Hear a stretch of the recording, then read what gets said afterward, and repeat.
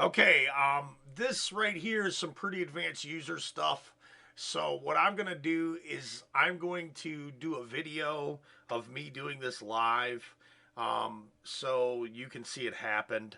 The thing about it is when I try to do this and get it to dump directly into OneDrive, there's some sort of filter that's preventing me from dumping stuff from my phone into the OneDrive format, which it doesn't bother me that much. It just means that I had to figure out a workaround.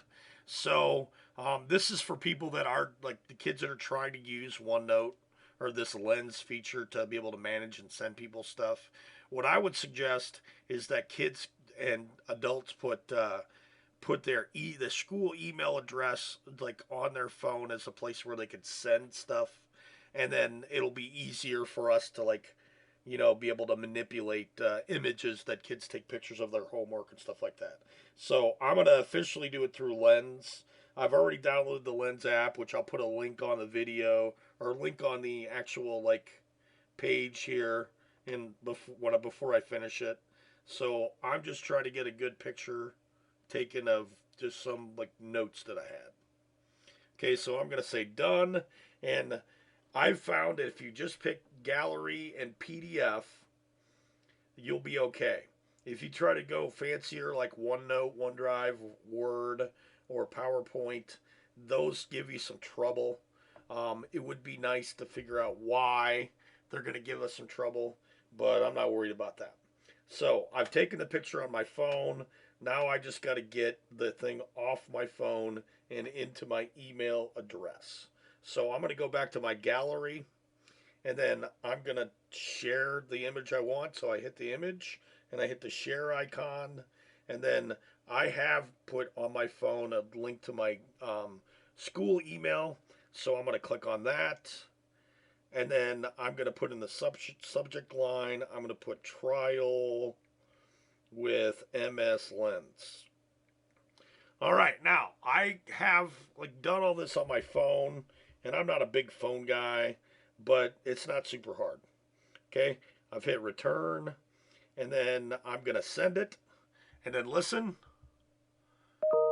That bing is the sound of my Outlook mail getting a image sent to me. So I'm gonna go to my Outlook mail, and lo and behold, there it is. Now, the nice thing is this is a way a kid could manage this, or God forbid I had to manage this, but I'm going to strongly convince my kids through instruction this week about how we can get this put in a place where it's consistent for me and consistent for them to be able to put it all in the same spot so I'm not like looking through like 140 emails every day. Okay, so if I wanted to download it, I could download it.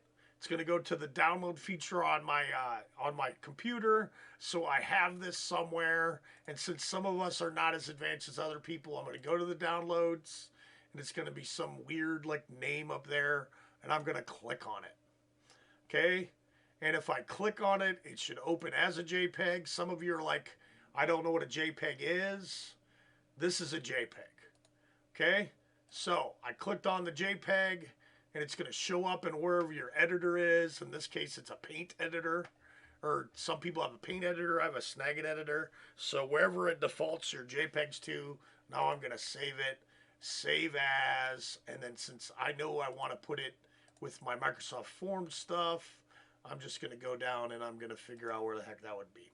So I would definitely think about how you're going to manage all the stuff that you're going to create through like through the process of doing digital. There's going to be lots and lots and lots of stuff that you need to think about where you want to save it. MS Lens trial pick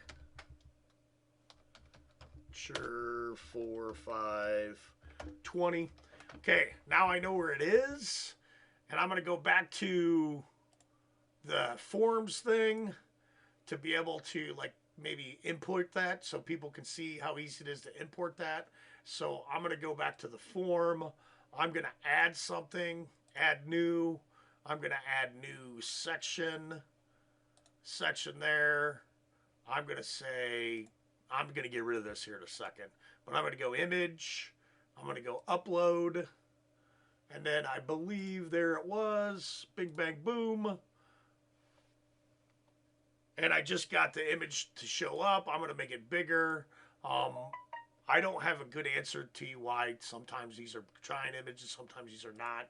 But that's at least a way a kid could download an image from their phone quickly from you and get feedback from it. I think a lot of what this next week is for me will be is to do a little bit of math, do some social emotional things and see how they're doing, and then do some technology things, and then do maybe a little bit more math, and then come back and do some like fun stuff for them, and then just do a variety of activities because 2 hours is a long time to fill up, and I don't want to just say okay we have meeting time and then not help them out as well as help other teachers in the building out, because if I can show them how to do stuff in my class, that's less stuff than they would have to worry about learning how to do in, say, somebody else's class.